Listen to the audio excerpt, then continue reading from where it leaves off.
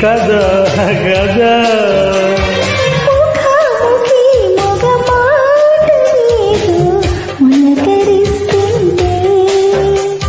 ఇదే పొద పొద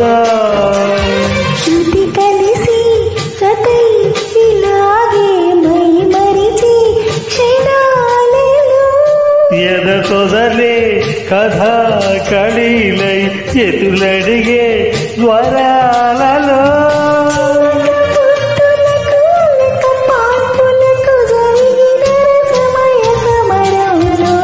చెలి మనోహరి సఖీ మాధురి హృదయ